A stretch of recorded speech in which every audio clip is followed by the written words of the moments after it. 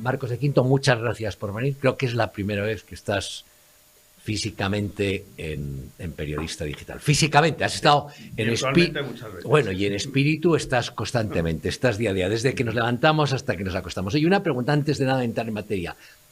¿Qué te ha parecido, aunque no es el tema del que quería yo hablar, la aparición de Olona en La Sexta? No lo he visto. Bueno, yo tampoco, pero hemos escrito todas mucho sobre el tema. Porque además es que tuve un día liadísimo, y bueno, no lo he visto. Y lo tengo pendiente para verlo en algún momento que tenga un hueco y verlo y tal. Pero bueno, me dijeron que como programa, era un programa bastante plano y bueno. Te iba a preguntar más por la decisión de ella, porque mi impresión es que ella podía haber ido a cualquier cadena de televisión, que cualquier cadena de televisión pública, privada, grande, pequeña, en Internet o no en Internet, hubiera entrevistado a fondo a Macarmen Olona. La elección del sitio. Y yo en el editorial que hago hoy digo que es como si Juan Carlos Monedero, para poner a parir a Pablo Iglesias y a Podemos, se va a Es Radio y habla con Federico Jiménez Los Santos. Bueno, yo hay una cosa para empezar. Yo no sé si ellas que han hecho la elección o no. O sea, a mí esto me suena más que la elección la puede haber hecho la Moncloa para tratar de debilitar a la derecha y que se lo hayan ofrecido y que ella, pues, oye, pues haya dicho, pues voy ahí, porque realmente dices a quién le beneficia esto probablemente. Sí, a Sánchez. Es a Sánchez y tal, y bueno, pues posiblemente ella no es que haya elegido, ella puede que se lo hayan ofrecido, o sea, no creo que ella haya tenido la iniciativa. Lo que sí, por supuesto, si se lo han ofrecido, que ella por lo menos sí tiene la responsabilidad de haberlo aceptado, que también lo podría haber rechazado, porque ese tipo de periodismo a mí me parece siempre que es periodismo de encerrona, ¿no? Bueno, y la política es, sí. Bueno, tú lo sabes bien, la política es complicada. Escribes en Twitter, me parece que es uno de los primeros posts que tienes más arriba, dice que el gobierno compite deslealmente con los empresarios, viene a decir, los fría impuestos para subvencionar a los que no quieren trabajar. Sí, efectivamente, es un tema curioso. Tú tienes, por ejemplo, y cuando hablamos de empresarios, ya hablemos de lo que es la realidad de España, que el 90% son pymes. Imagínate que tú tienes un bar o tienes un pequeño hostal y te frían impuestos.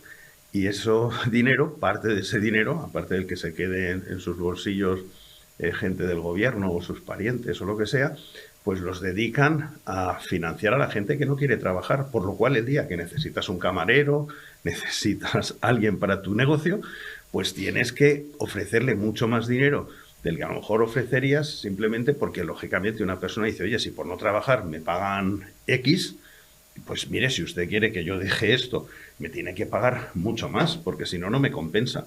Y la realidad, lo que está produciendo todo ese buenismo, es que mucha gente, cuando tú tienes un negocio y necesitas desesperadamente, pues te vuelvo a decir, un camarero o lo que sea, o alguien en cocinas o lo que sea, pues que te encuentres que cuando le dices a la gente, oiga, mire, que le doy este salario por encima del salario mínimo, etcétera, que mucha gente dice, no, mire, si me lo da en negro, vale, porque si no, pierdo esta subvención, por lo cual yo quiero sumar negro a la subvención porque no quiero perderla.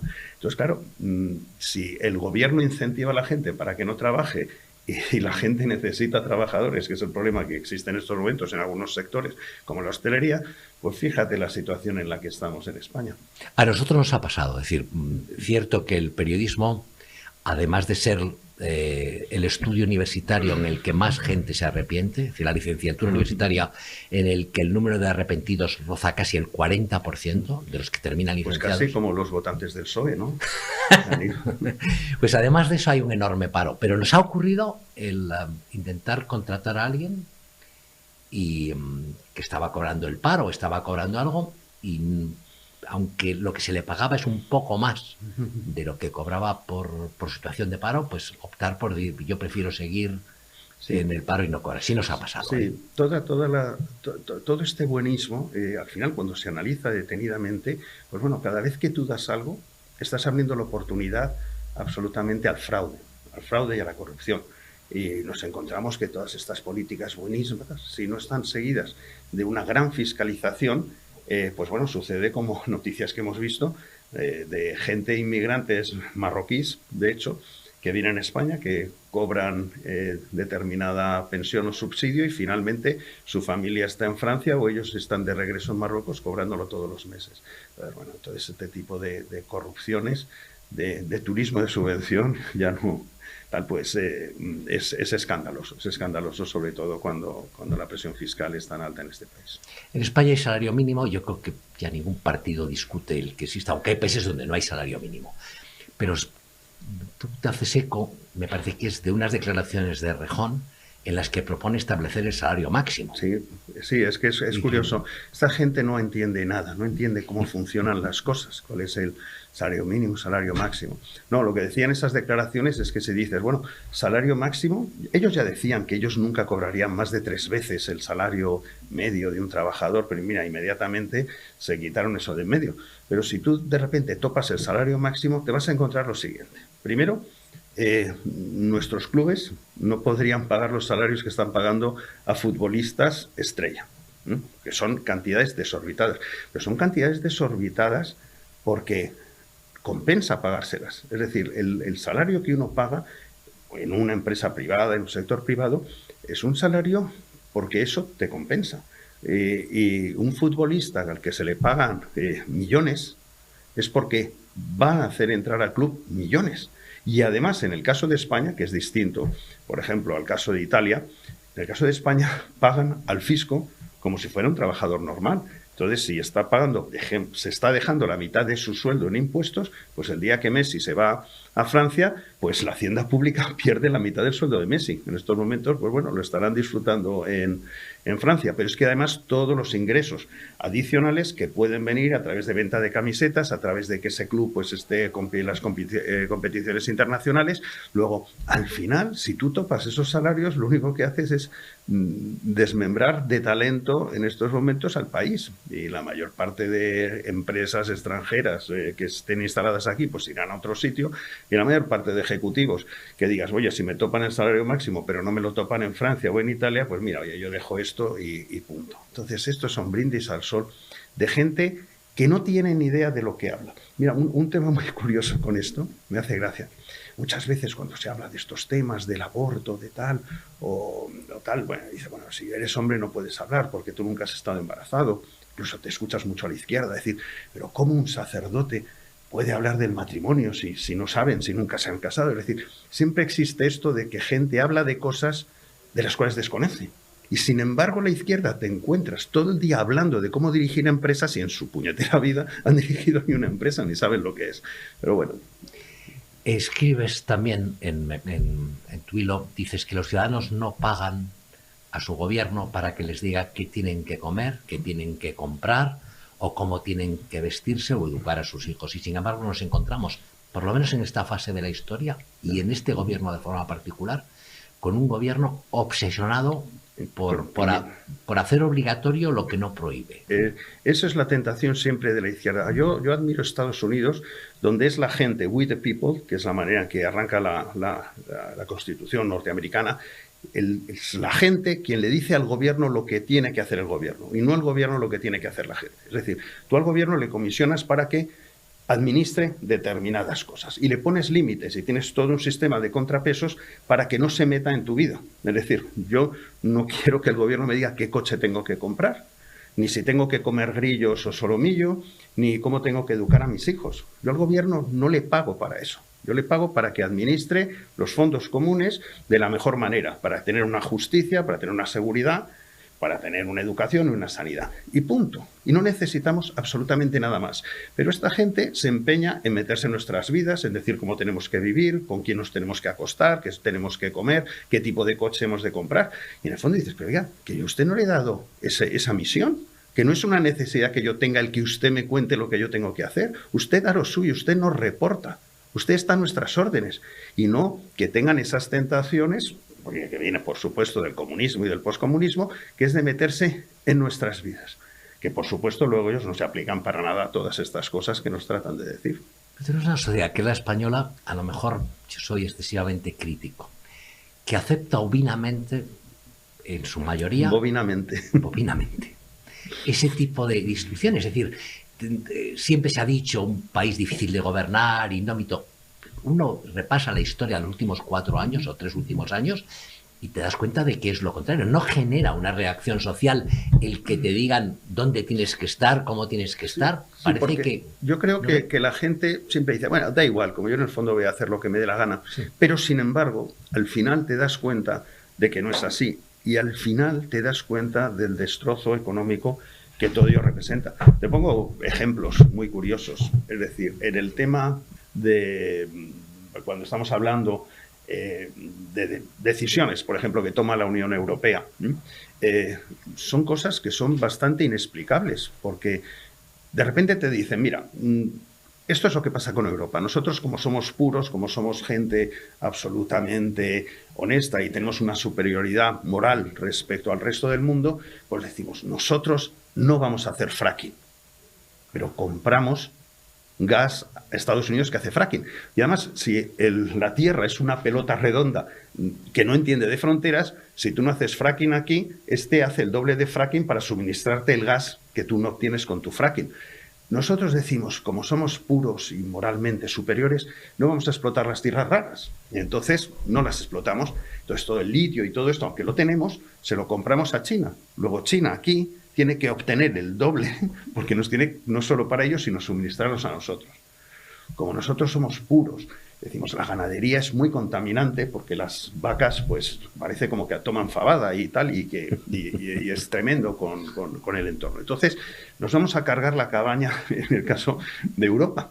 Pero claro, Nueva Zelanda tendrá que tener el doble de vacas porque seguiremos importando carne de ellos. Pero nosotros somos puros. Y por supuesto, como nosotros somos puros, decimos, nosotros tenemos que ser correctos con la gente que trata de asaltar nuestras fronteras, por lo cual pagamos a otros para que les peguen los tiros y que les den los palos.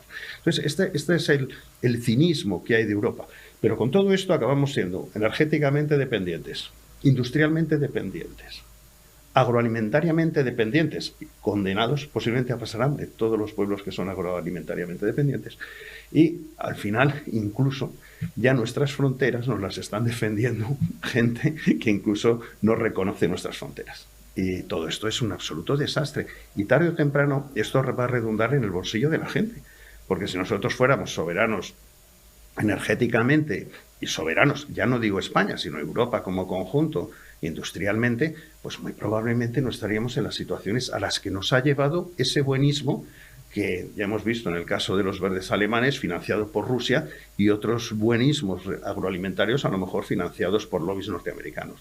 Y esto es un desastre que repercute en el progreso y en la calidad de vida de los ciudadanos europeos y especialmente de los españoles. Hace unos 3 meses, creo, lanzasteis Pie en Pared. Estabais tú y Girauta en el centro de la... ¿Cómo está? ¿Qué pasa con Pie en Pared? Bueno, pues muy bien, está muy bien. Es una iniciativa maravillosa. Pie en Pared nosotros lo definimos como una herramienta para combatir la ideología, la hegemonía cultural de la izquierda. Y bueno, tenemos una junta directiva de lujo, tenemos gente que había estado más un poco de la órbita a lo mejor del PP, como Esperanza Aguirre, como Dani Lacalle, como Alfredo Timmermans, que fue jefe de gabinete de Aznar, otra gente más dentro de la esfera de Vox, como Alejo Vidal Cuadras, que fue uno de los que lanzó, o como Miguel Ángel Quintana Paz, el filósofo. Tenemos también científicos como José María Rojas o periodistas como Cristina Casabón. Entonces tenemos una junta directiva de lujo y nosotros lo que queremos es realizar un contradiscurso en cada una de las verticales que de alguna manera sea en determinadas temáticas que sea apropiado a la izquierda de ellas, elaborar un contradiscurso y no quedarnos solamente en esa parte del discurso académico sólido, sino bajarlo a acciones concretas para tener impacto en la sociedad, realización de contenidos, etcétera. Y en eso estamos ahora a tope. Quedan, y termino con esto, menos de 100 días para las elecciones autonómicas y municipales y estamos en el año electoral. No voy a decir que queda un año, quedan menos de un año para las generales. ¿Tu pronóstico para concluir? Bueno, a veces se confunden los deseos con la realidad, sí. Pero lógicamente mi deseo es claro, es decir, yo creo que España, para sobrevivir como país, tal y como lo conocemos, tenemos que echar del gobierno a esta gentuza que tenemos en el gobierno. Lo que está sucediendo con el Tribunal Constitucional es es de chiste, es decir, bueno, por supuesto esto va a ser impugnado. Ayer estuve en una conferencia que estaba dando Federico Trillo y Gómez de Liaño en la Mutua madrileña y por supuesto pues se impugnará en Estrasburgo. Es posiblemente porque el que no se hayan abstenido en esta votación del Tribunal Constitucional, pero ese precedente, que es el problema de que no se haya hecho con la yo creo que con la firmeza que se tendría que haber hecho, pues van a venir otras cosas y va a ser lo mismo. Esta gente que se tendría que abstener no se va a abstener y yo creo que a los partidos de la oposición, muchos de ellos, pues van a tragar con ello, lo cual realmente es un golpe porque se está cambiando la Constitución, no a través de un referéndum preguntando a los españoles, sino a través de sentencias de ese Tribunal Constitucional que cada vez es menos tribunal y menos constitucional. Luego hay que actuar. Las elecciones municipales y autonómicas, yo tengo un presentimiento. Las locales siempre son elecciones en las que se vota la persona, mucho más a veces que las siglas. Pero yo creo que probablemente estas sean las elecciones locales y autonómicas en las que se va a votar más en clave de generales que en ninguna otra ocasión precedente. Y la razón es que yo creo que los españoles tienen tantas ganas de darle un mensaje a Sánchez que no pueden esperar a diciembre y que van a tratar de dárselo en estas, y espero que así sea. Muchísimas gracias, Marcos de Quinto, muchas gracias por venir. Encantado. Y hasta otro día.